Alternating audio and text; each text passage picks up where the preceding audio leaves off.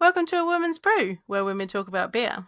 In today's episode, anything goes, as we sip and share everything you need to know about the champagne of Brussels. I'm Joanne, and this is Tori. Hello, hello. And we're two beer-loving women on a mission to get more people drinking and talking about great beer. Come join us.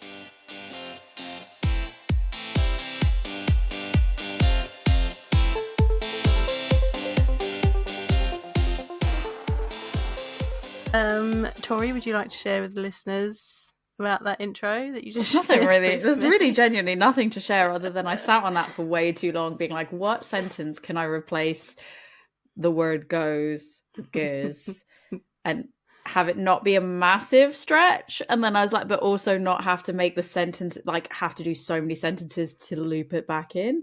And that's what I ended up with. I sat on that for so long. I like it. Came out of my brain, fully came out of my brain. To be fair, the champagne of Brussels thing, I've taken that from like a news. I've taken that from a news article, right? When looking up like the best way I could summarize the style, and then I stumbled upon that, and I went, "That's even better than anything I could summarize here." So, yeah. Although there was a lot of like when I was fact checking it, there was a lot of things that were like, "This beer overtakes." This brewery in Belgium overtakes or gets overtaken by Miller Lite because of obviously the champagne of beers. It's like, that's not what I want. That's not what I want. I don't want that. I don't want that. No. But yeah. No. Yeah, it took me entirely too long, but it got there in the end. Well, after Tori's little trip to Belgium, we thought we'd share with you a little bit about Gueuze. So this is the Belgian beer, not the German beer Gueuze. Or Geuze. Yeah. Yeah. They are both sour beers, but this is Gueuze. Which I think we've done an episode on Gueuze, and I think the worst thing is like I don't think I use the term anything goes. I think you missed it. I think I completely missed it for that one. I mean, I don't know. I don't remember. We've done so many episodes. I do not remember. Yeah. But I feel like I didn't take that low-hanging fruit for that episode. Maybe I did. I don't know. I'll never listen to it back, so I don't know. Although I was thinking today, we're doing Gueuze. We probably should have done Lambic first, but it's okay. We can talk. We'll talk about it all today before we're doing it. I mean, we could just do like a light touch and then be like, go listen to the other episode, and then we'll pause putting this out. We'll do the other episode, and there we go. Problem solved. I don't know if I've got any Lambics. We'd have to do some more ordering. I think you've got Lambics. I don't know if I have. I do. I've got a fruited Lambic. I do. Well, that's it. I mean, should we keep the fruited Lambic in and just cover that ground? I don't know. That's fine. But yeah, I do have lots of Lambics. It's fine. So, Gueuze. We've got two classic examples for you today. Although ours vary, don't they? Because we've basically got two breweries similar, I think. I think we've actually ended up with the same. Did we end up with the same? I think so. After I went searching. Oh, is it because you had to put in this another order? Did you end up getting more ones? I think we've ended up with the same. Yeah. So, our first one. Should we crack this open and I can tell you tasting notes? And then, but then you tell me maybe on this one, tell me, the glassware maybe, and tell me how I'm supposed to pour it. Right, this is a beer from Belgium, and if you're new to Belgian beers, the Belgians first off, we're going to go through style guidelines. But the Belgians we should have done this. They don't care. They're just like, we're just brewing beer. They're like, style guidelines? What are you talking about, you crazy people? We're just brewing beer that we like to drink. It's going to do whatever it wants to do. So, we're going to categorize these, but the Belgians don't give an F. They're just we're making beer.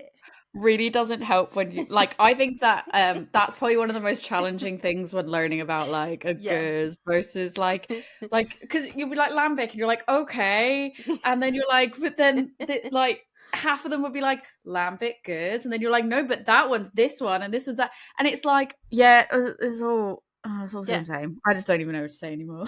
It's not all same. It's not all same, but it also, but it also is in the sense of they'll just somebody will call something one thing, and then you're like, yeah, okay, sure. Brewers going to brew. Belgian brewers are going to flip you off while they do it and just do it. They genuinely actually will. Like, they don't care. They don't care, but they make good beer, so we forgive them. It's fine. The question is, what shirt are you wearing? I've got my crossover blendery shirt on. I got my token.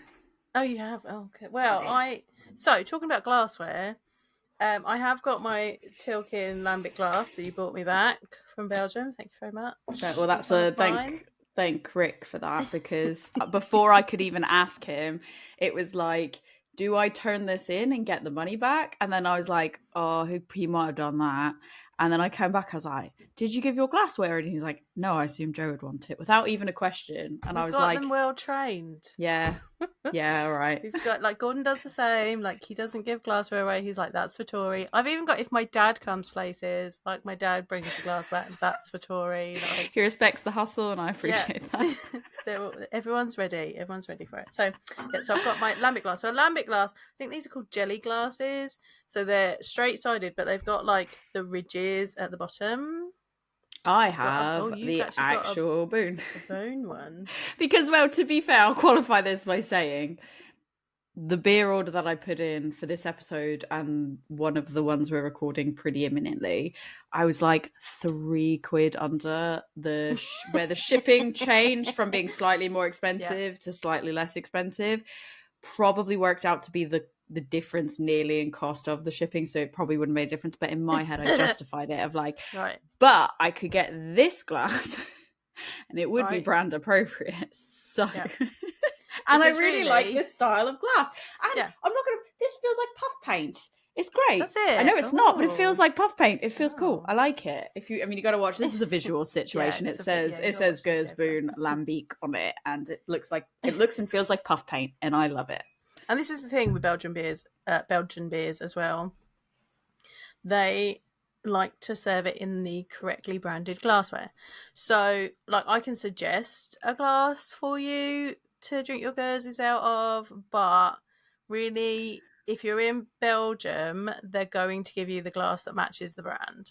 In fact, to the point that, and I've said this before, like, to the point that some bars, if they run out of that glassware, they won't serve the beer because they've just not got the right one to do it in. I do also have my Lindemanns glass for another one.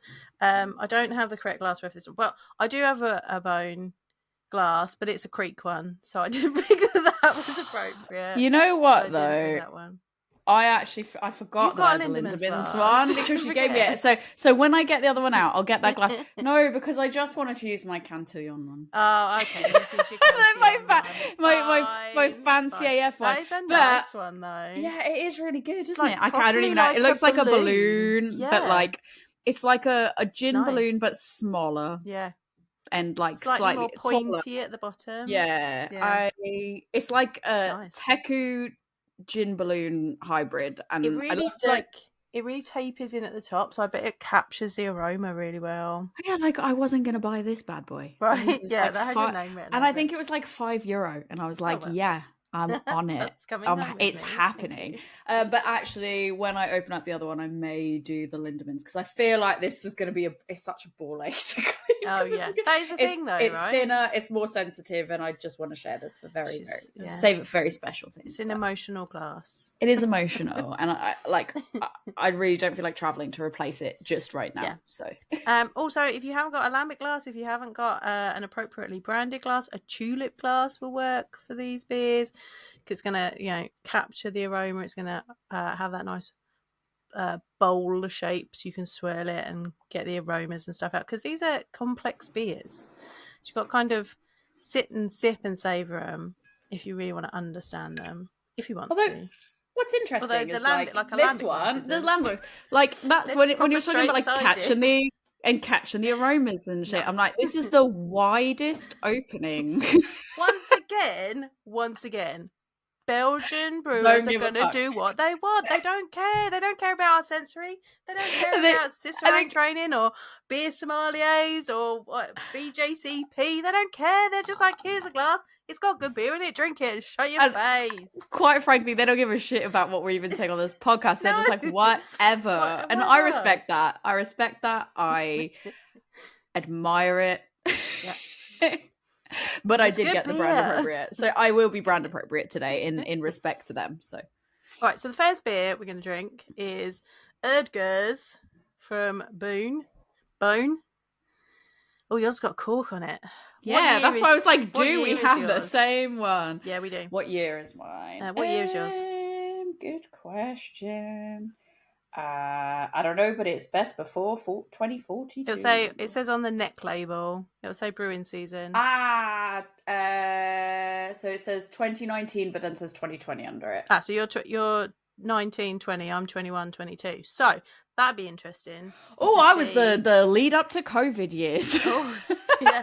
That would be interesting to see if we get different. Yeah. If we get different tasting notes, because mine's younger than yours. So now I kind of don't want to open it, because now I'm a bit like, I feel like I should be saving this one. No, but you know.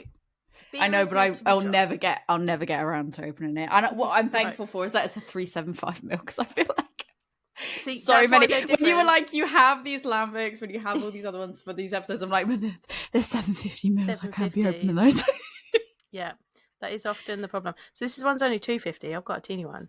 I got 375. So yeah, that's another reason. And my label is green. My bottle is green. All of it's green. It looks like it looked like yours was a darker color. That's why I was like, do we have the same one? No, it's the same. Oh, yours looks black on my end of the camera. No, it's green. It's just the light in my room. Fair enough. So this is an Oude Geuze. There is a distinction between the two, and I believe for it to actually say that it's an Oude Geuze, it has to be a mix of 1-year-old lambic and 2 to 3-year-old lambics. That is generally how they're made, which I'll get into, but it has to be 1 and 3+ years mixed together, I believe, to be an Oude Geuze. If you're spelling that out, it's Oude, just in case somebody, because obviously if you're listening to it and you're like, I want to look this up for myself, I want to look up some things. Weird sounds that I'm making as I explain these. Yes, I believe that is it's a distinction between it. And for it to be a lot of breweries I'm seeing, like in the US and some in the UK, are now saying that they are making air quotes lambic style, but you can't call it a lambic unless it's from the same region. I think there's a distinction on Gueuze as well. Well, that was an interesting. All of this was quite interesting stuff that I learned at the canteen tour. Yeah, and they were talking about like, there's guidelines, but it's not strictly enforced, and that like there was a whole debate around like the enforcement of the rules and who makes the rules, and it was really interesting. Apparently, a book had come out in the last few years that was delving into some of this stuff, which was really interesting. And part of the line to read that. I know, but I can't even remember. He didn't really give the name of the book. He just said this book that's come out. Yeah, like, that's really interesting, because he was saying like what's really interesting is there's breweries outside of that area that were actually making things that were more close to what is considered that style than breweries within there that were adding different things or being more creative, and it was just a really interesting topic. But they have to call it like a lambic style, because they're like, it can't be a lambic, but like actually they're more true to that than some of the people brewing in the appropriate area, quote unquote. And that was so interesting and fascinating conversation to have. It's the same thing we were just saying, wasn't it? So the brewers outside are like, this is the style guidelines and this is how I must brew it, and they are following that method. Whereas the Belgian brewers are like, I'm going to do what I like, and I'm going to call it Gueuze because I'm allowed. So that's called a protected geographical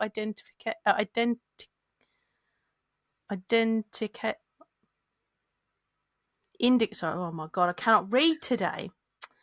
So that's called a protected geographical indication, an IPG, and it comes from the European Union, and it ensures that only beers brewed in specific regions using traditional methods can be called a Gueuze. So people might call it a Gueuze style, but if they're not within the specific region, usually within the area of the Seine River, because it's thought that particular area, the wild yeast that is within that area that is used to brew it is what makes the particular flavours and things happen. Let's crack this open. let's do some tasting notes, and then I can tell you about how it's brewed and the history of it. Shall we? Sounds good.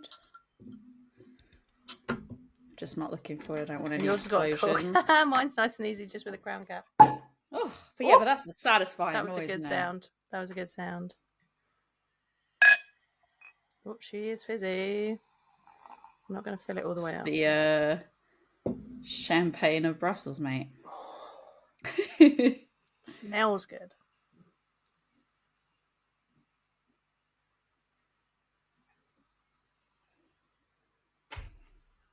It looks nice. Oh, it's got like a 2-finger foamy head on the top. It does, yeah, for me as well. And it's almost clear.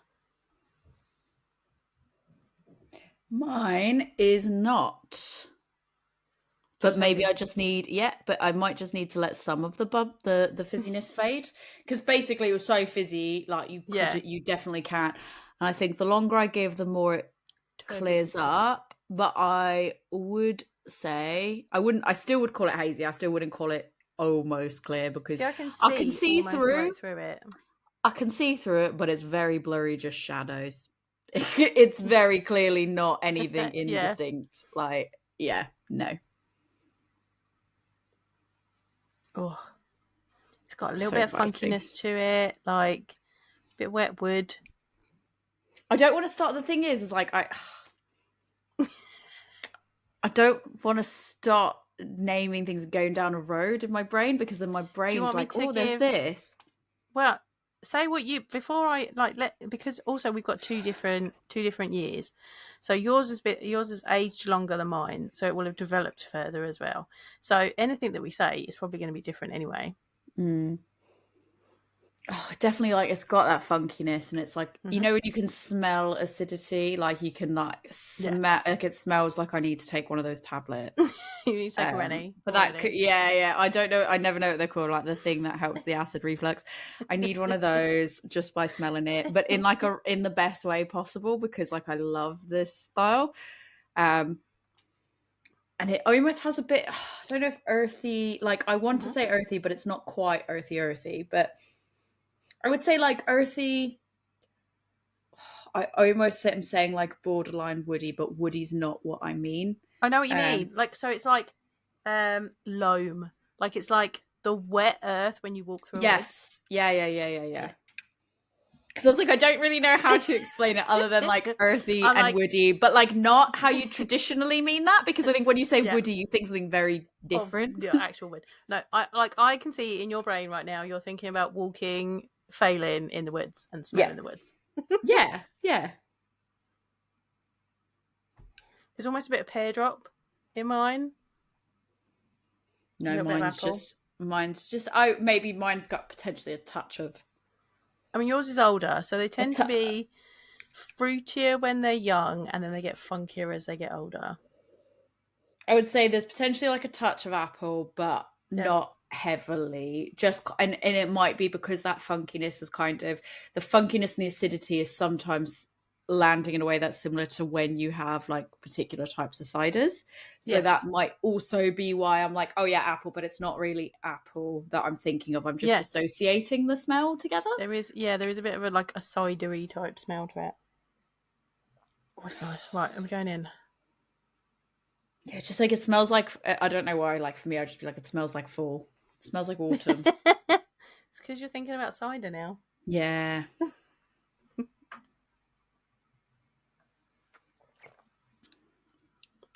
Oh yeah, there's the heartburn. Yeah, that sweet heartburn. Lightly carbonated. Light, like it is acidic, but not like no, it's cheek puckering acidic. It's acidic, but it's not.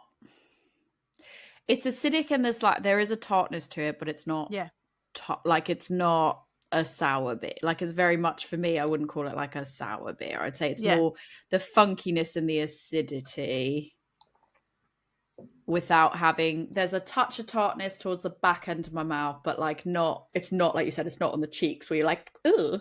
Yeah. like a dry white wine. Mm.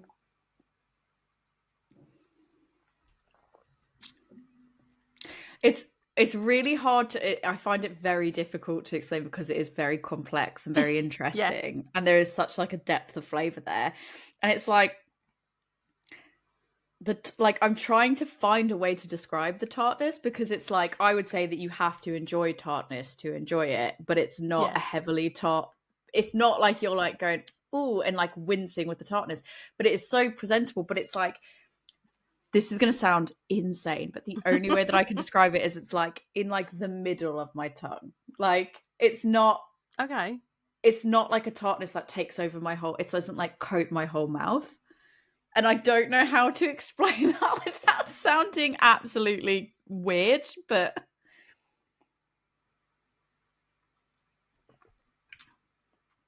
it's like it settles in the middle back of my tongue and it doesn't really spread out to the side of my mouth. That tartness just nestles right there. Because it's very dry.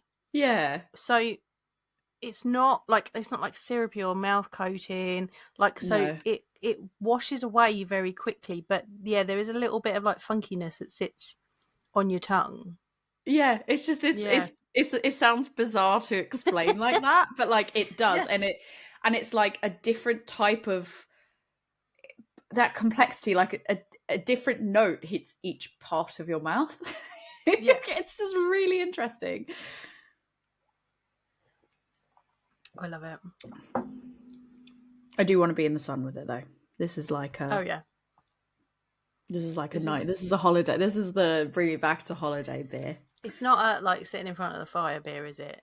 No, and I wouldn't actually, to be fair with this, I wouldn't even say in the heat of the sun, because I feel like this would be unbearable in the heat of the sun. I feel like a sunny day is what I mean. Like a sunny but cool day, picnic in the woods. I don't know. Oh, there we go. Look at that. Picnic in the woods. Yeah.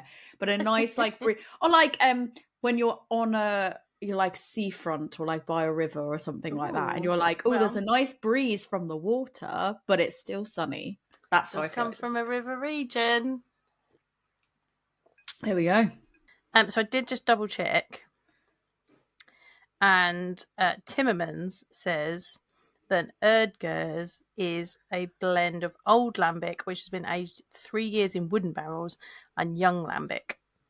I'll explain why it needs to be the two types in a minute when we get into brewing it.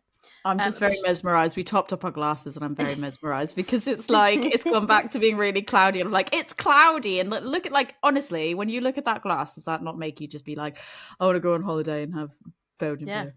Like that, it does. And it's just hilarious because I'm seeing all the carbonation just go and I'm like, clear up, my beauty, clear up. Sorry, I'm mesmerised by this. And the head is so beautiful. Like, oh, it just looks like a good glass of beer. Yeah. Sorry, carry on. Should we go through the style guidelines? Not that the Belgians care about these things. So, your favourite part. Gueuze sits under section 23 of the BJCP guidelines. Oh, European good, I got nervous. Sour Ale is 23E. Right, so our overall impression, a very refreshing, highly carbonated, pleasantly sour, but balanced wild Belgian wheat beer. The wild beer character can be complex and varied, combining sour, funky, and fruity flavours. In appearance, golden colour with excellent clarity and a thick, rocky, mousse-like whitehead that seems to last forever. Effervescent. I like that word. I think yours is that. My head has disappeared. Genuinely, I feel like that was a really good description. Like the colour was perfect, the description of the head was right. Like, look at that. That was a beautiful head. You've got a lovely version. Yeah, but then I did top it up with the rest of it. Like, have you topped yours up? Yeah. Oh right, okay. I'm wondering if my glass is a little bit dusty, but it'll be alright. Aroma. Moderately sour with complex but balanced funkiness, accented by fruity notes. The funkiness can be moderate to strong. It can be described as barnyard, leather, earthy, goaty, hay, horsey, or horse blanket. I do love all these descriptors for funky. Normally get horse and horse Fruitiness. blanket. Horse and horse blanket. Fruitiness is light to moderate with a citrus fruit, citrus rind, pom fruit, or rhubarb quality. So pom fruit is apple and pear. Malt is supportive and can be lightly bready, grainy, honey, or wheat-like if noticeable. Should not have smoky, cigar-like, or cheesy faults. No hops. I'll talk about that shortly. Light oak is acceptable. Complexity of aroma is valued more than intensity, but a balanced sour presentation is desirable. Flavour, sour and funky on the palate with a similar character as the aroma. Same descriptors and intensities apply for funk and fruit. Low, bready, grainy malt. Bitterness low to none. Sourness provides most of the balance. No hop flavour. This is why these are some of my faves. Crisp, dry finish with a tart and funky aftertaste. Light oak, vanilla, and honey are acceptable. Should not be smoky, cigar-like, or cheesy. The beer should not be one-dimensionally sour. A balanced, moderately sour presentation is classic, with the funky and fruity notes providing complexity. May be aged. Every time you say cheesy, my face involuntarily is like, oh. Yeah. I just don't like that as a descriptor. Unless you're describing cheese or something with cheese in it. Because it's supposed to, like, it's an off flavour. Yeah, but you shouldn't even have to say that. It should just be known of like, these things shouldn't be cheesy. That's it makes you feel uncomfortable, doesn't it? So, I mean, it does use aged hops. So generally it is a wheat-based beer. It is... So it started off life as a lambic. And then when I get into the history, we'll see how Gueuze developed from lambics. But if you don't know how lambics are brewed, so the wort is made, and then rather than it being like quickly chilled, and then hops and other ingredients added for the flavors and whatnot, and then a Saccharomyces, like regular brewer's yeast, pitched into it. Lambic is made during a particular chunk of time of the year, so that it can be cooled down in big open vats called cool ships. So we did do an episode about cool ships. It's a long time ago now. I shall find it and put the link in the show notes so you can go back and listen to that if you've forgotten or you didn't listen to it. And so in Belgium, they will have these massive vats, and they'll just be in like the loft, and they'll run the wort into they're usually like copper or something like that. It'll have a wide surface area so it can cool down quickly, and they'll just open the windows, and then whatever wild yeast and bacteria is in the air will inoculate the beer. So that does its thing. Then it gets put into like wooden vats and left to age. And over time, they'll do that fun thing where they go and like taste a little bit of it and see if it's ready, and then they'll blend bits together.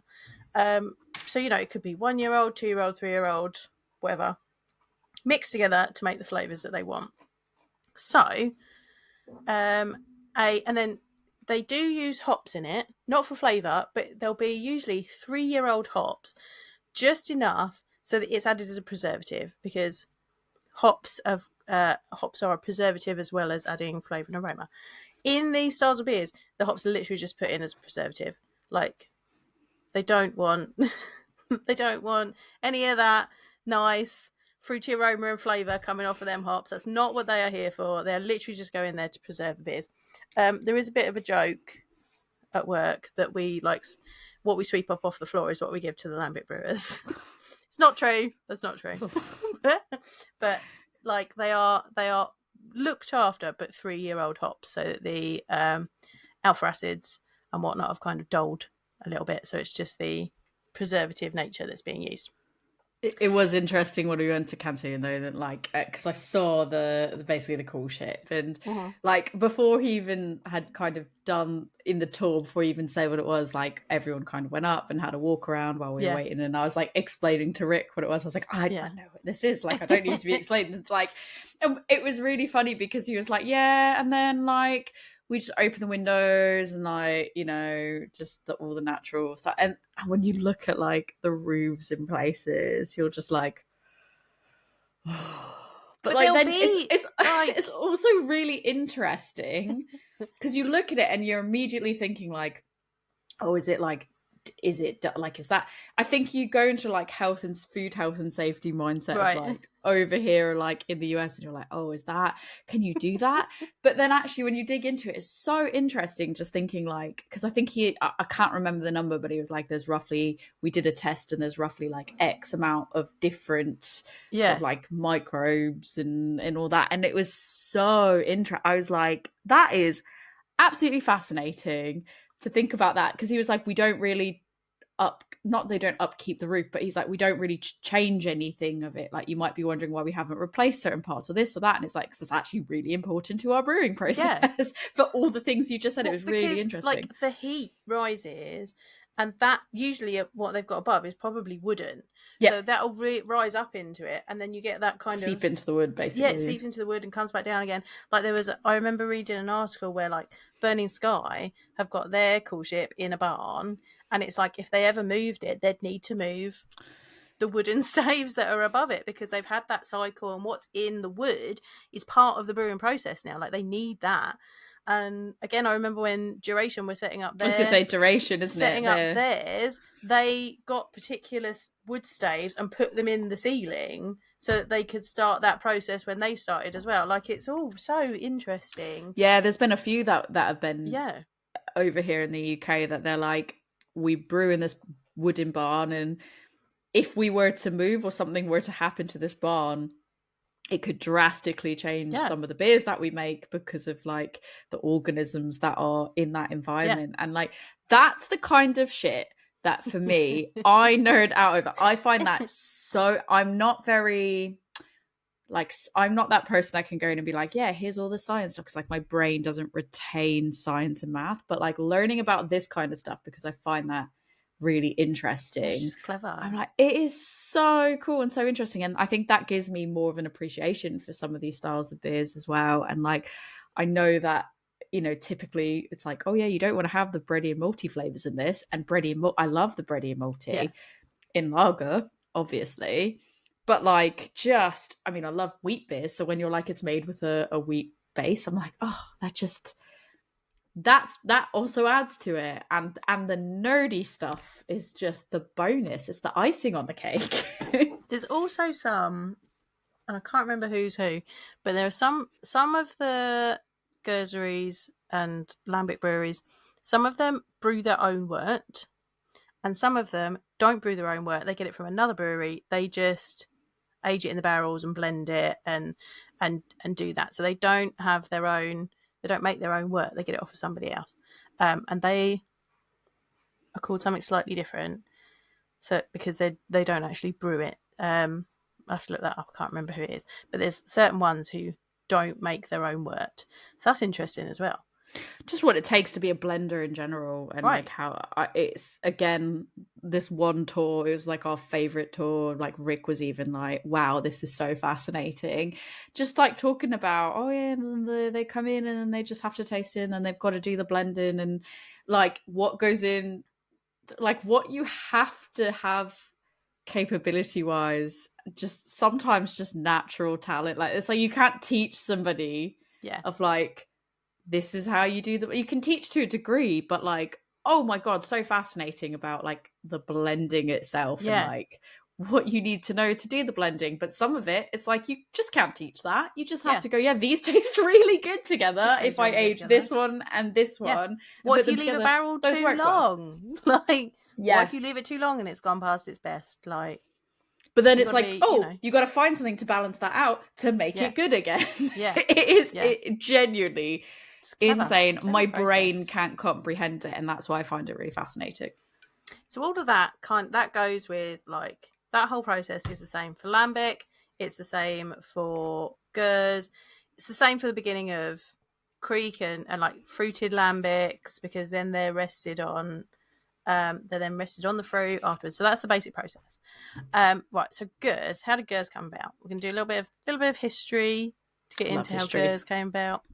So a Lambic brewer in the 19th century was he had some lambic that he wanted to get out to a customer, and he actually like ran out of barrels, and he had some empty champagne bottles. So he was like, right, I'll just use those. Filled up all of these champagne bottles, sent them out, and lambic is traditionally served uncarbonated.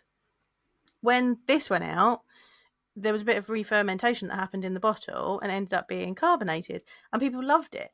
And so they'd come back to him and be like, can I have the bottle, like the bottle lambic, please? Can I have this one?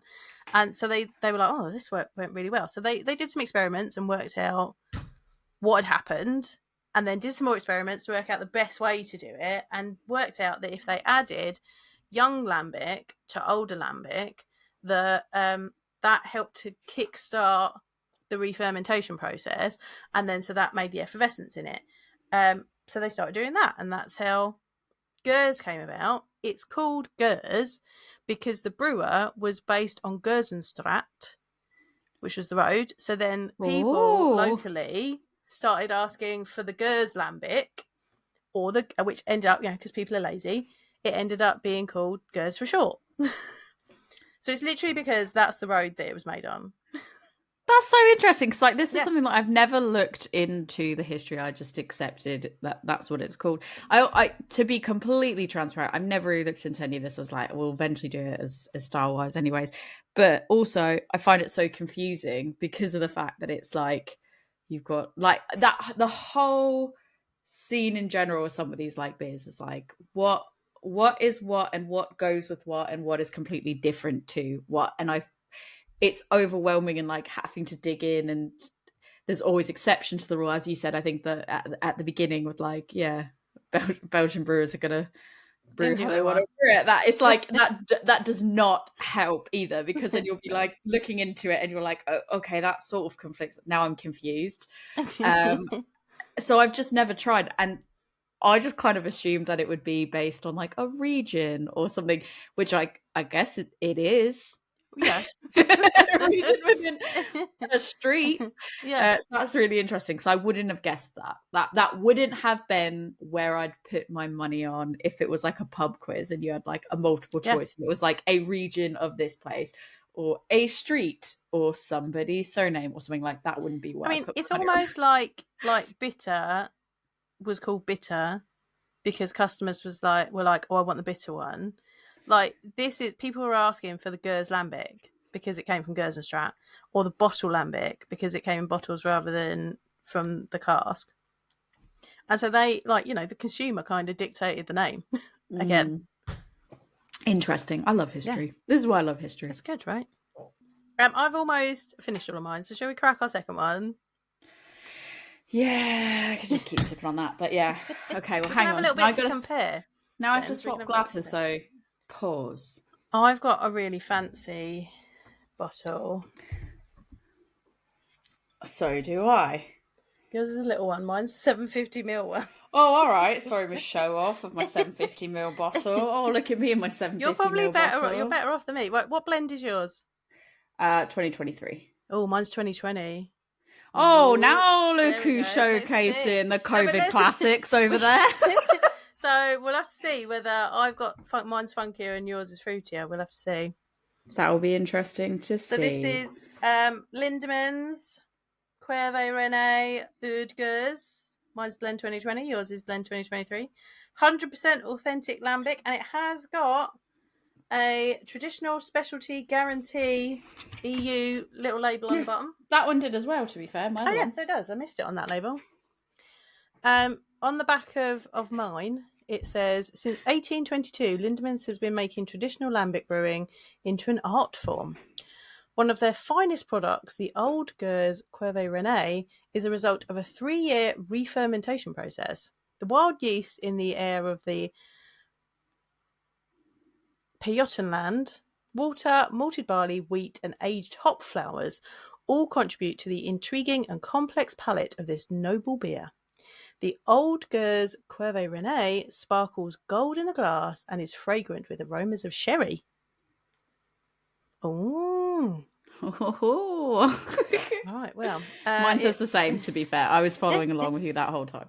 And I've got on the back that it got a gold medal in the 2019 Brussels Beer Challenge, and it got the Belgium winner in the World Beer Awards 2020.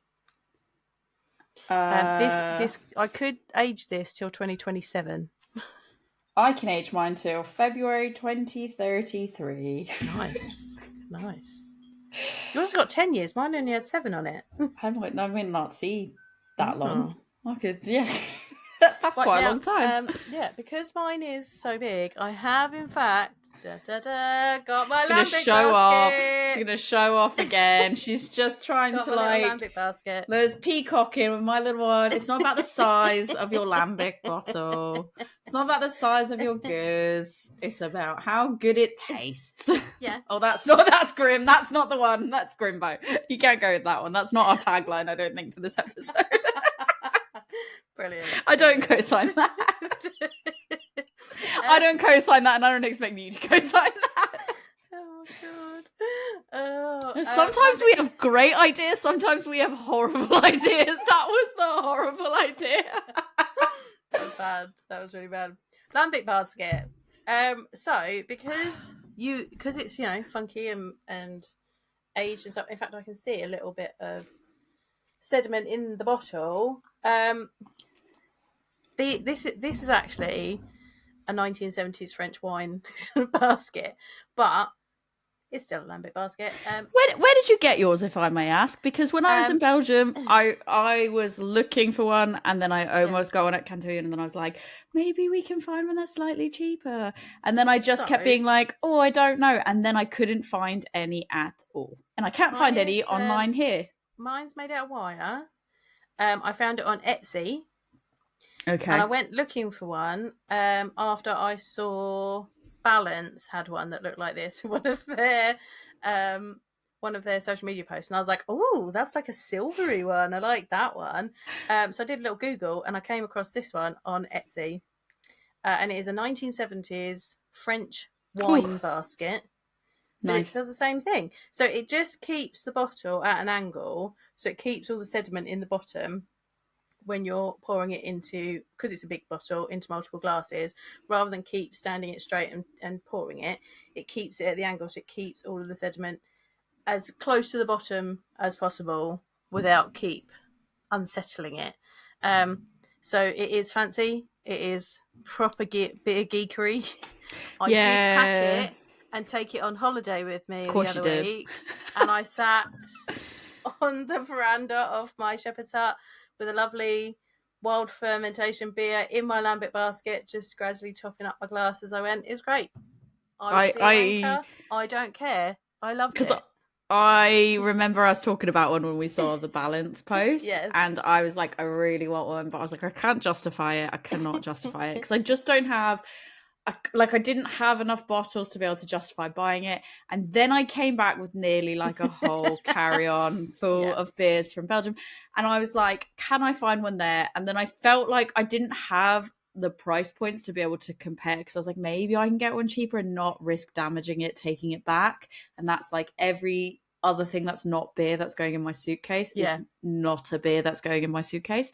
So I was trying to like beer mule, not for myself, not for anyone else. And I was like, oh, I don't know. And then I got back over here and I was, because I remember when we first we were like, are they selling them at Balance? And they were not. Yeah. And I was like, I'm sad because I would buy one. And then I went looking, and everywhere I saw was either like sold out, or it was a struggle, or you had to get them custom made. And I was like, I should have just bought the one that I thought was expensive over there, because it's so much more expensive. And I'm like, I'm not knocking your craft. It's a craft. Yeah.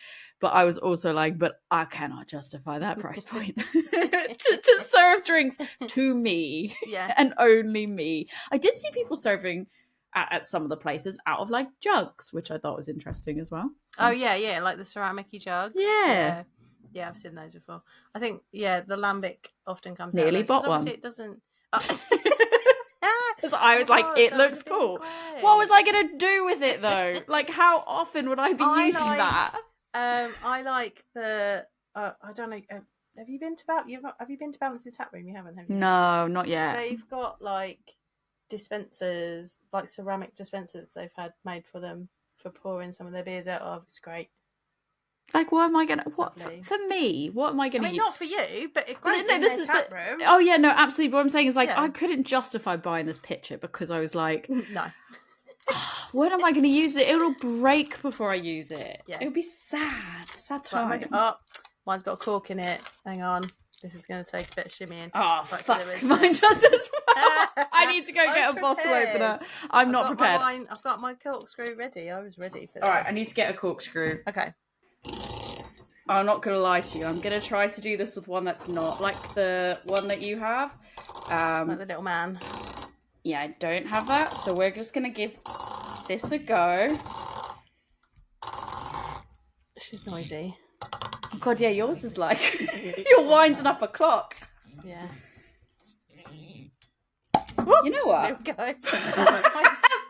Pops right out. Fucking popping bottles. It's like we're at the motel, hotel, Holiday Inn. Look, in I've done one of these bad boys, and now I'm a bit like, shit, how do I actually get it out? Don't you have to lever it between... I've got it in my lambic basket. Oh, I think I can do this. Ah! I did it! And Yay! I didn't use the one with the hands up, and it was a clean, removal. Which I think when I've used the hands up guy, I've not even got as clean of a removal. I usually have to do it twice, but this... I think this is called like a barman's friend or something like that.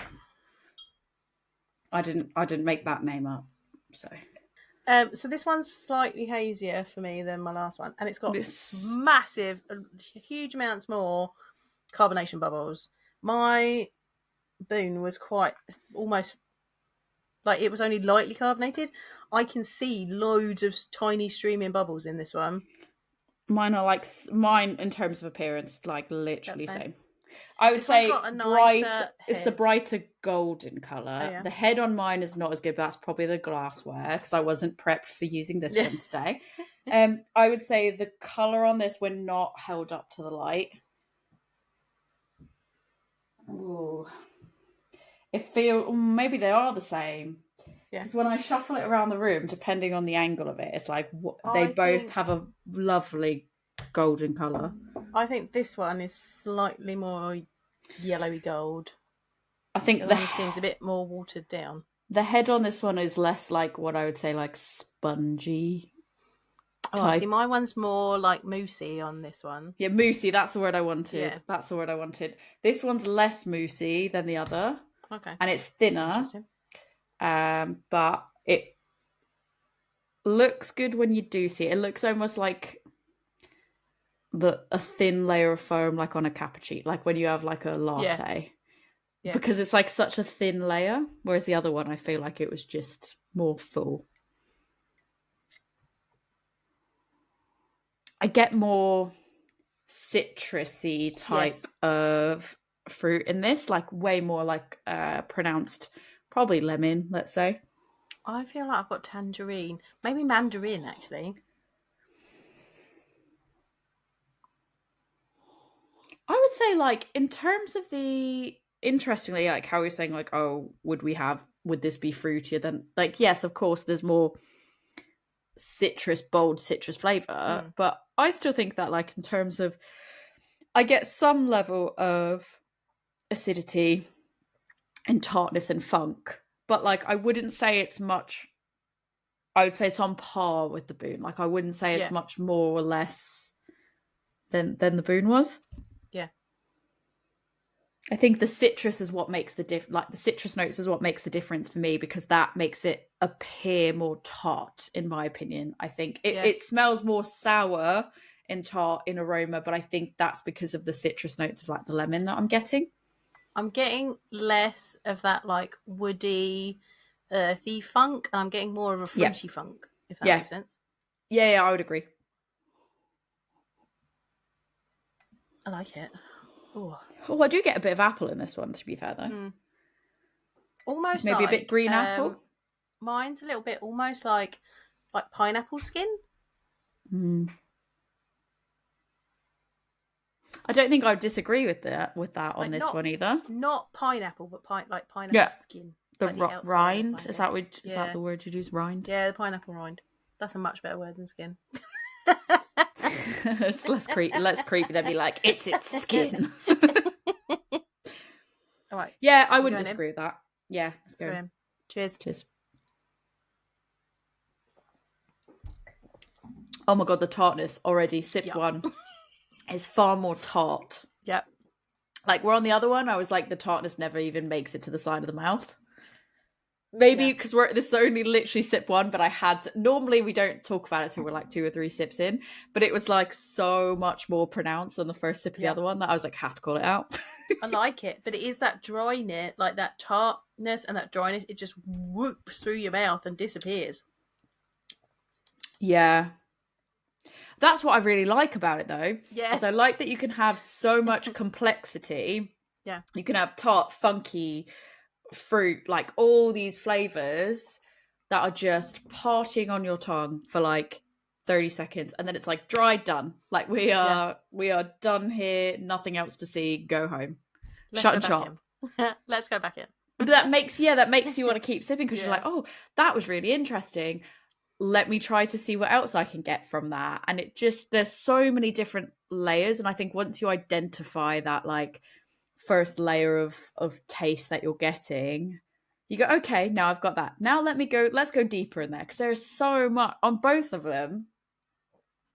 This one definitely lands more immediately sour before drying out, but they're just there's so much going on. Yeah.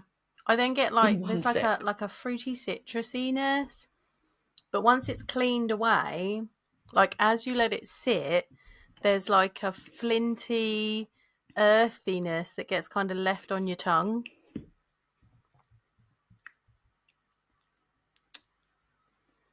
I'm just trying to like, it's really hard, and I think that's why you have to keep going back for sips. I think if you don't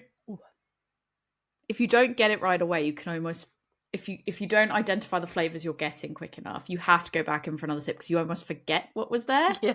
Because it's gone so quick. Yeah. And you just get that like you get the carbonation tiz, the dryness, and then like boop, it's gone. Yeah. So you have to like hone in on what it is.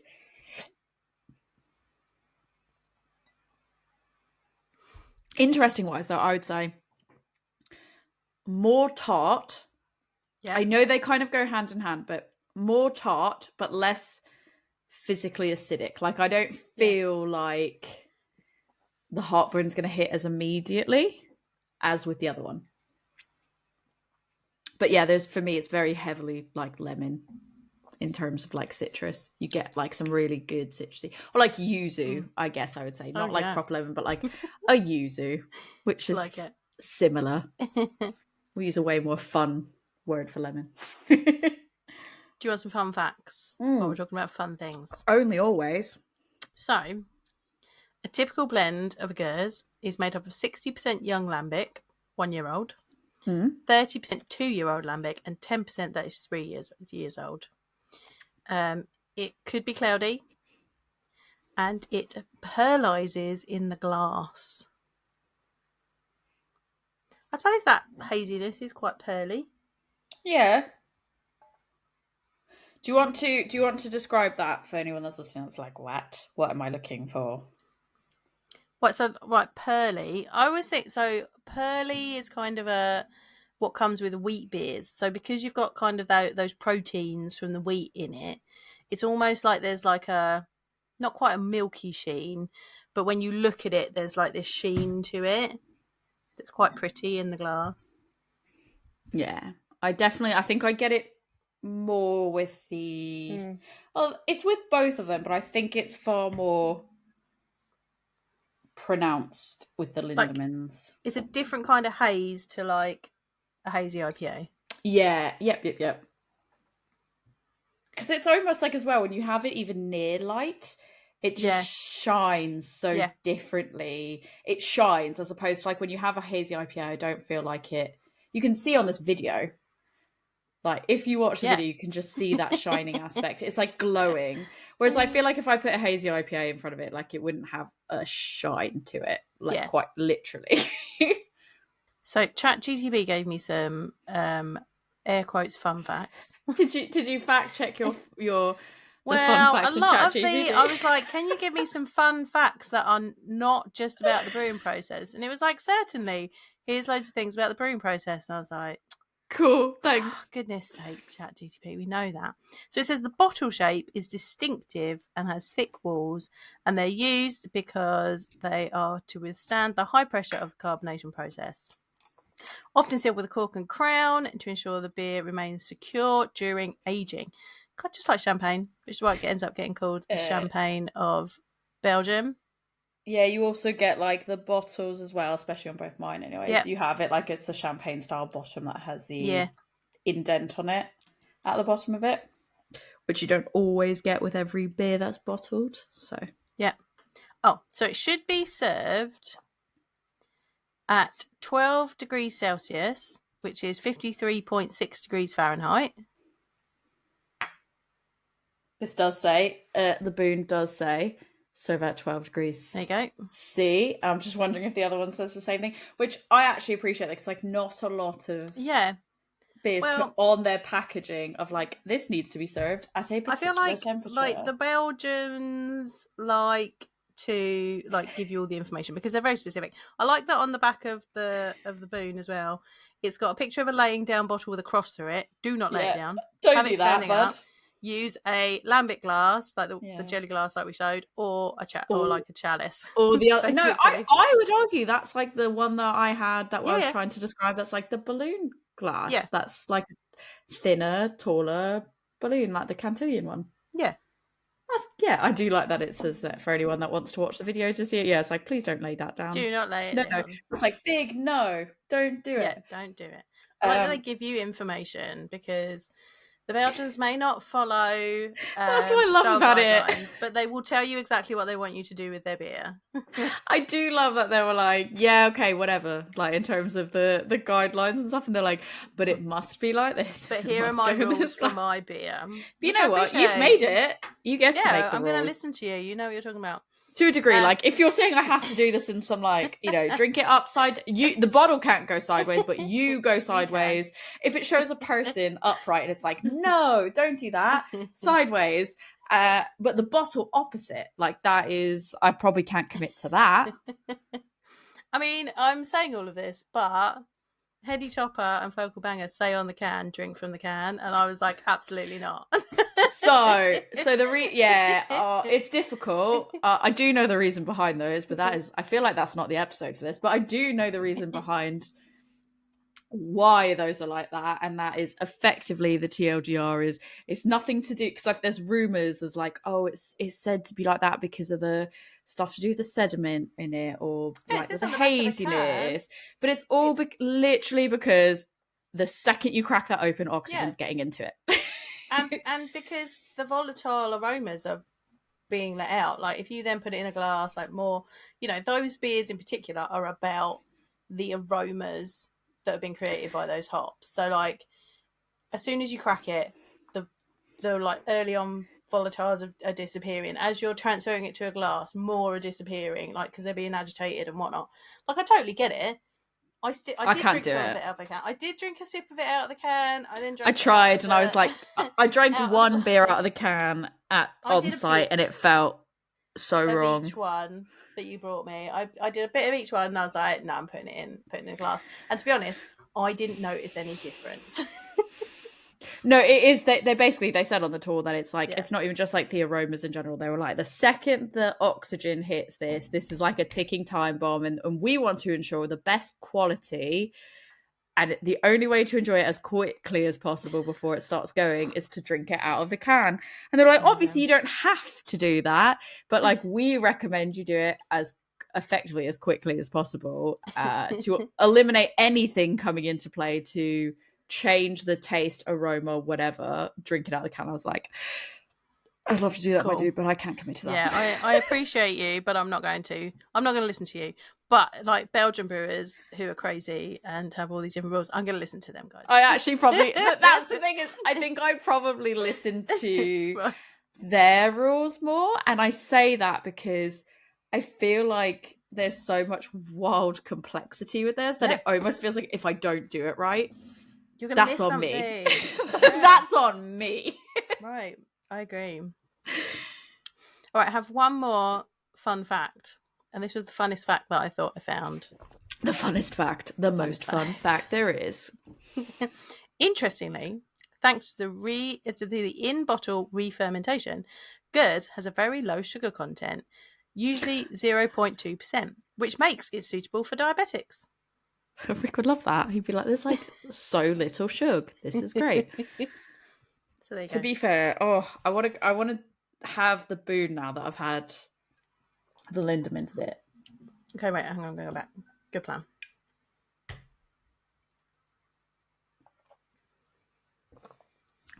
I think the Boon is sweeter.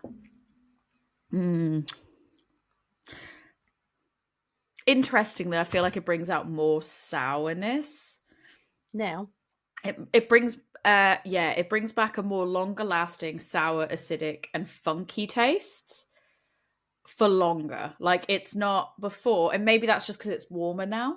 yeah, because I think before the carbonation, it was just like it was so quick to like wipe those flavors out. yeah. But now that I've gone back to it, and there's potentially more the temperature than it is going back and forth between the beers, it's sticking around a lot longer, which is like why I actually think that's really, I mean, this is what I would do with stouts as well, is like have it on the colder side and just sip on it as it gets warmer to just see how it changes. Because personally, I like it in both, like whether it's really like much colder or as it's been sat out for a bit, like still enjoy the taste, still enjoy the complexity, want to have some cheese and cured meat with it.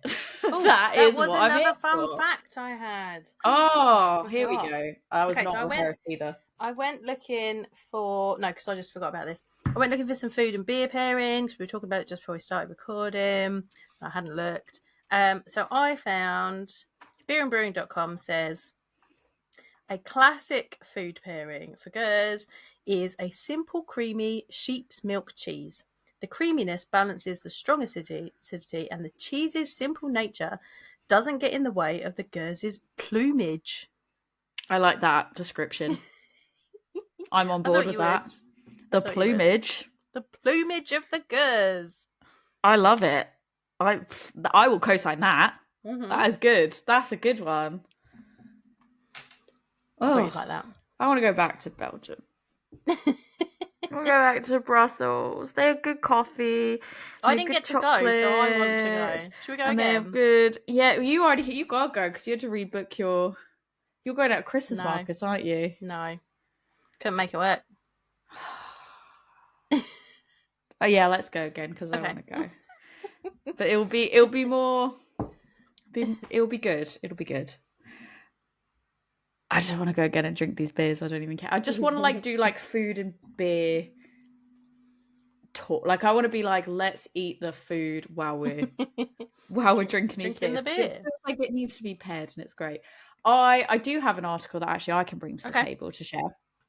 So, as I was trying to fact check, because one suggestion that came up that, like I said at the beginning, was described to me was it was like the champagne of Belgium, and I was like, let's fact check that real quick.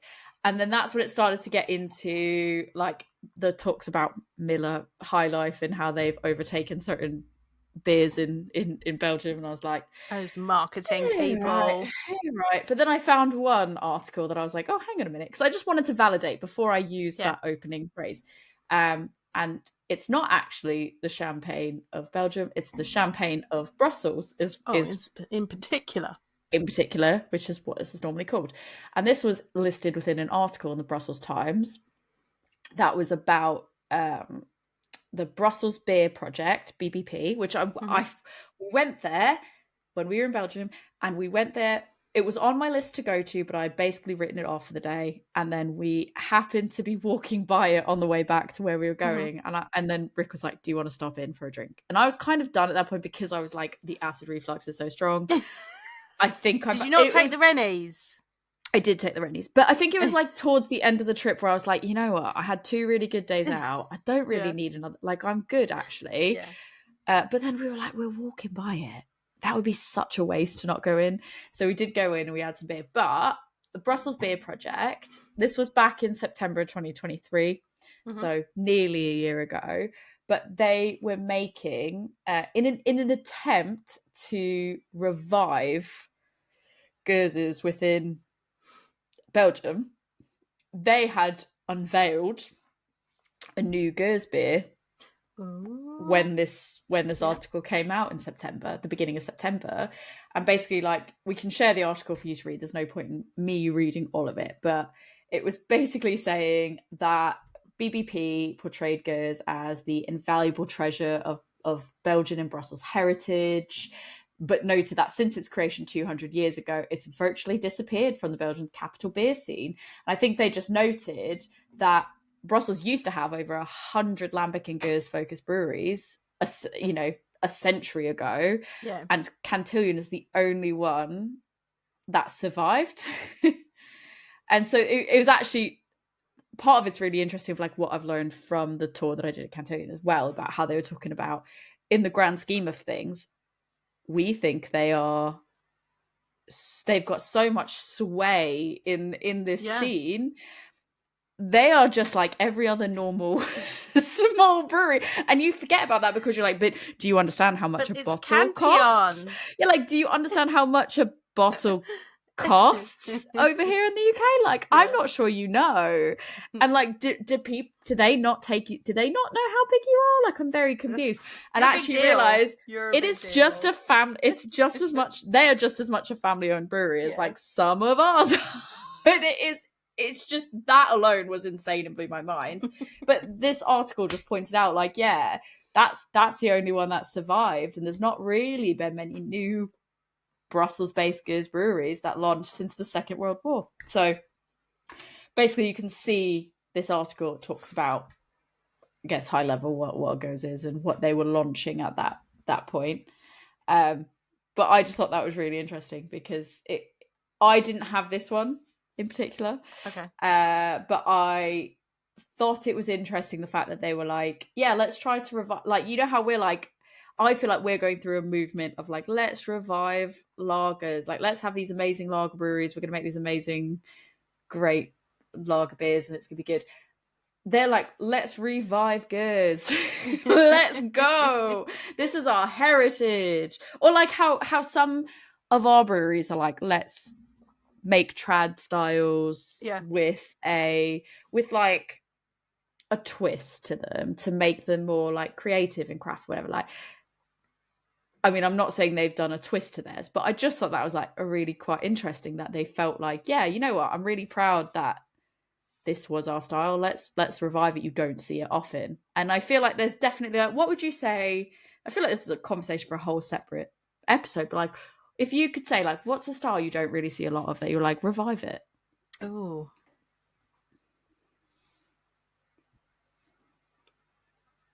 I feel like with craft brewers, you don't see as many milds. Love a mild. I think we're seeing a few more now, but there was definitely a point where everyone was like, bring back the mild. But there's always dark milds, isn't it? Yeah, like a light mild. You never see a light mild. I've got a light mild that my friend got me from a brewery near him, and I was like, yay! So I grabbed one. Well, I drank one when I was at Fine Fest from Phil. I was like, oh, a light mild. Like, you never see a light mild. I feel like I haven't seen white stouts in a while. Where have the white I was thinking gone? that. Where have white stouts Where gone? have the white stouts gone? And I quite like a white IPA. Don't see many white IPAs. My brain was also going white stout because I was like, I was just looking the other day and I was like, actually, I haven't seen a white stout in forever. If someone is brewing a brown IPA, I want to try a brown IPA. I've never had one, but I want to try a brown IPA. I feel like that's just like a highly hopped brown ale. But brown IPA is apparently a style. I've never had one. I looked at my Untapped and I was like, I've never had one. Anyone knows of someone that's brewing a brown IPA? I want to try it. Joe's the one for you. Yeah, I think it was, for me, it's like the white stout. And like, I think not a lot of people, this is not necessarily like specific style, but like you never really see a party guile.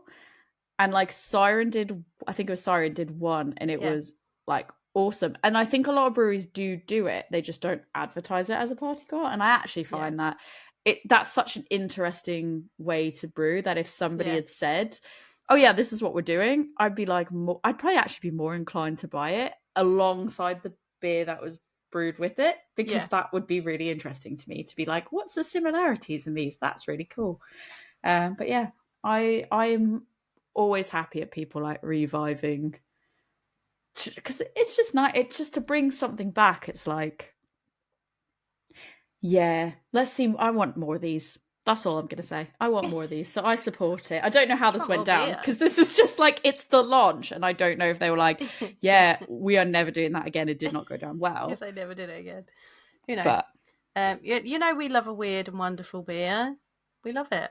We'll try all the weird beers, all the new beers, all the old beers that you're reviving. We'll drink them.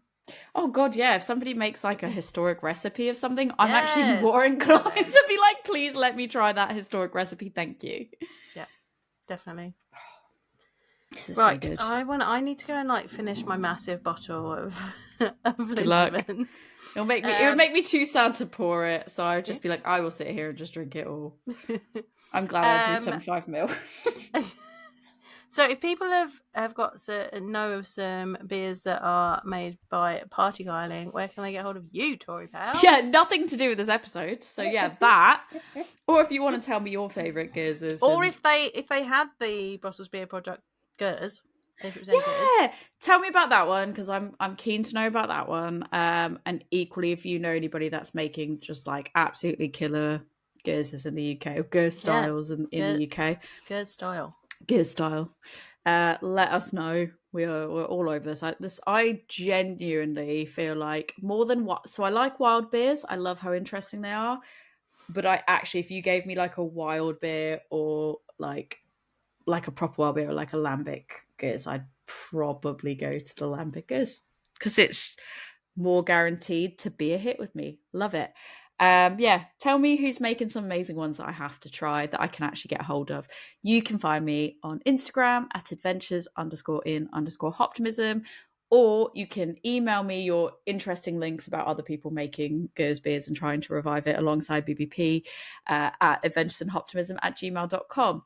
You can message Joe and I and encourage us to both go back to Belgium together. It won't take a lot to convince me. I don't think it will take a lot to convince her. But like, find the right time. Just like, then if you tell us to do it, then like we can be like, oh, sorry everyone, we have to go. The people want it. The people want it. Yeah, I don't. The people do. It's not about me. It's about the listeners. We are selfless. Yeah. Let us know. You can find us on A Woman's Brew on Instagram, Facebook, and just stick to those two. Or you can email in your comments about how you're like, please just go. Like, we wanted to make a yearly a trip away with good people, but obviously that didn't happen this year. But not yet this year. We still have 6 more months. We are halfway through the year. Yeah. So if you want to see that, if you want to join us, let us know. Email us in at a woman's brew podcast@gmail.com. Joe, if people want to talk to you about where you can find, again, completely not related to this episode, a white stout, where can people I mean, tell me where the white stouts are. Or the brown IPA. Well, the brown IPA. If you've seen a brown IPA, let me know. I need one for my styles tick off sheet. You can find me at Love Beer Learning. I'm on Instagram mostly. You can find me on Facebook as well. It's probably the best places to find me, really. Or you can come to my website. There's some style guides for various different things on my blog there. That's lovebeerlearning.co.uk. Or you can email me lovebeerlearning@gmail.com. Right, I've got this big bottle in my Lambic basket. I wish I had that. I don't. So let's go do that. Cheers.